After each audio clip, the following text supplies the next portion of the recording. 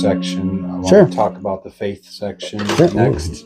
I'll start with you on that, Don. Mm-hmm. Whatever you're comfortable with sharing, so I'll phrase it like, a lot of times, at least I found these family members on lost shipwrecks and whatnot, they had faith. And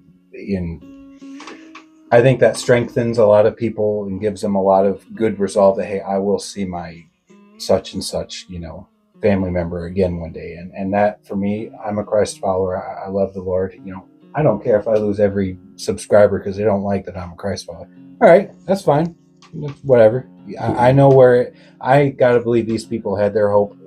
I'm not going to speak for all of them, but I know a lot had to have had faith in the Lord, and especially in their final moments of terror, whether it was getting blown up on the Superior City out in Lake Superior, or getting in a blizzard out on Superior or Lake Michigan. Like these, that's one thing I think should be at least looked on as.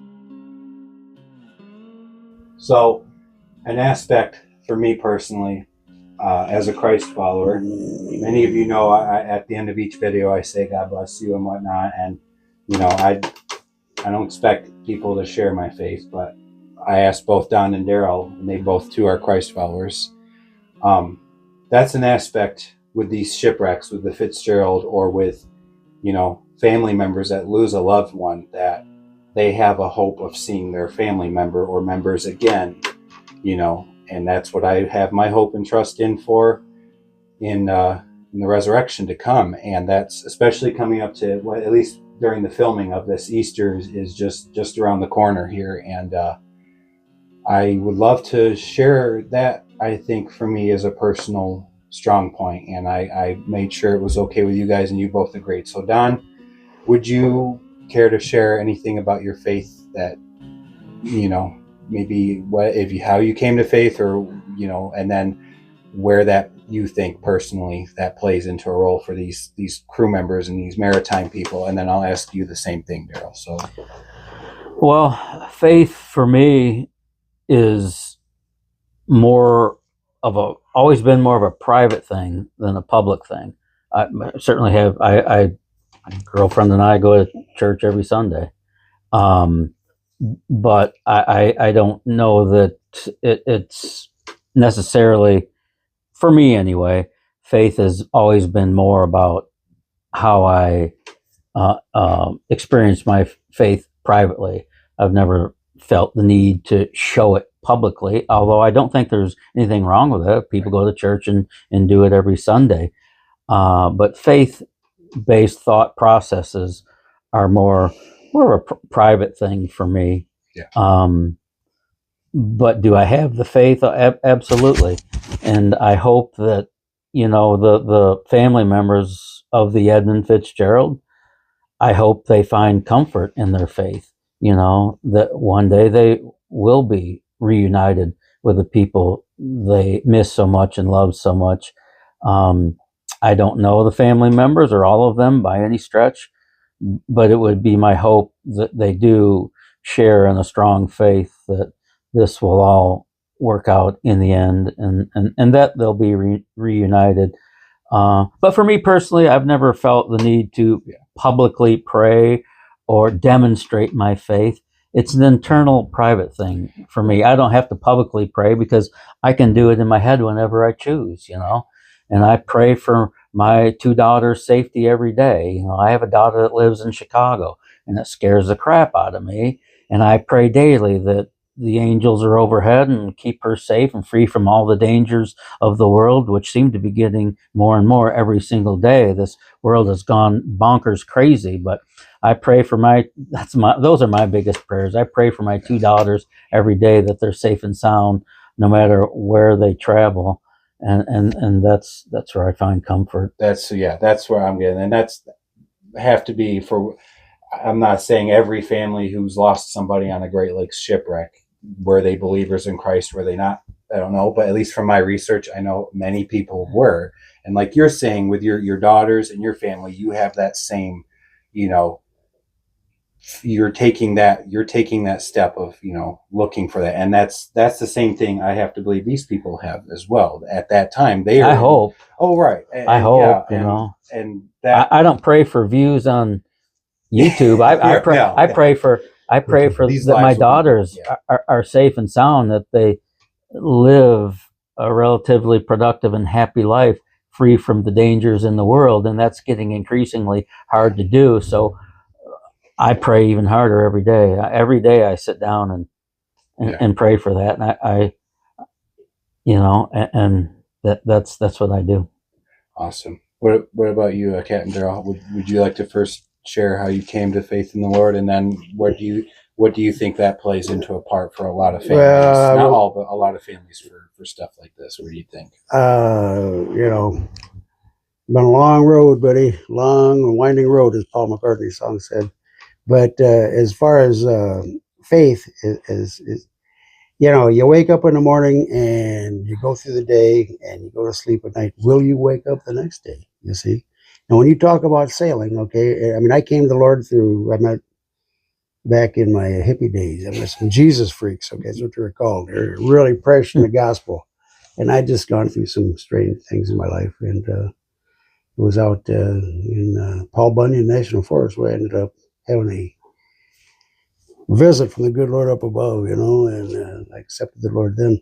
But I've been up and down and over around, like most of us. We're all just human beings.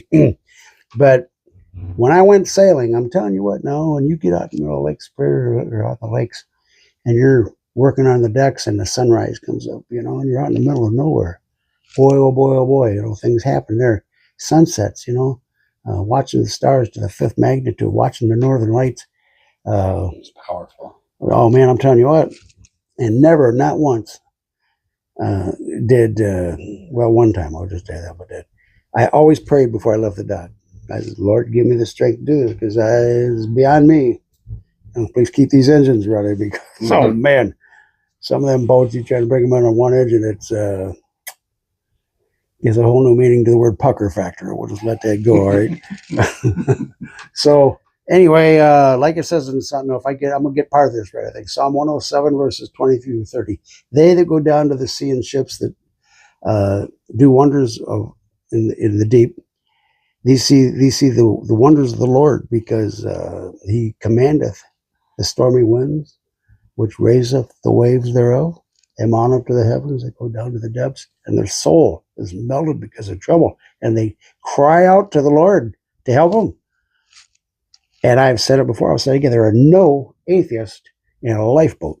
And I can prove it because I sat for 2 hours and talked to Dennis Hale? That's it. See, Dennis, thank you. yeah. See, He still had having trouble. Morale. He had some experiences too. And he was visited by his guardian angel. Okay, and he said, all you got on is pea coat, right? His underwear. You don't have nothing else on, and it's like you got ice everywhere. And the guardian said, "Do not eat that ice," because he was so thirsty. The water everywhere. So thirsty. Don't do that. You're gonna lower your body temperature. So he goes, a couple hours later, does it again. He said, "I'm telling you, don't suck on that ice." And then he did. He said he died. There's no question he died. And he visited the ship, and he's on the bow of the boat. Visitors, hey, where's the rest of the guys? Oh, they're in the back end. Let's go back there. And he's having a big reunion. And one of the mates came down the steps and says, "What, Dennis? What are you doing here? This is not your time." And just like that, he's back on that raft. And he looks up and he sees a bunch of seagulls flying around. He says, "Hey, why don't you give me some help here? Said the Lord here." And an 8 minute later, here's a boop, boop, boop, boop, boop, boop. He looks at it, it's a Coast Guard helicopter. And he said his faith is exactly what got through him. Now here's a guy that lost everybody else on that ship but him. And watching him go on that life raft. Oh, watching him before you go. I didn't even want to think about it. No. And that's why I prayed all the time. And every time, the only time I didn't wasn't even my boat. Some of this other guy, one of the captains, I was getting too rough. Run a trip for me. Well, I'm working on shore that day. Just run one trip for me here and out to the islands and back. And it was getting rough. It was 5 to 7s out there. So no problem. I just jumped on the boat. Didn't have a license with me. Didn't have nothing with me because I was working on the dock. Go out there and come back. He said, "Hey, run one more trip." "Oh, this is ridiculous. I'm going to have to run one. Well, okay, one more. This is it." I got out by the CIC buoy out there. And The 5 to 7s went to 7 to 9, went to 12 to 15. We got hit with this 15-foot wave and broke a window out, and it cut about 15 people. Man, I was praying that whole time, man. Oh, Lord. By the grace of God, I was able to get that boat turned around and get back to the dock. In fact, I got accommodation for the Coast Guard for doing it. But only one person had to spend the night in the hospital.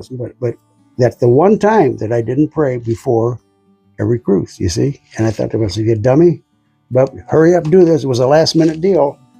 And the Lord goes, he gave me a little rap side the head there, buddy. You kind of forgot something there, didn't you? So I start my mornings all praying, and I pray about a dozen times a day.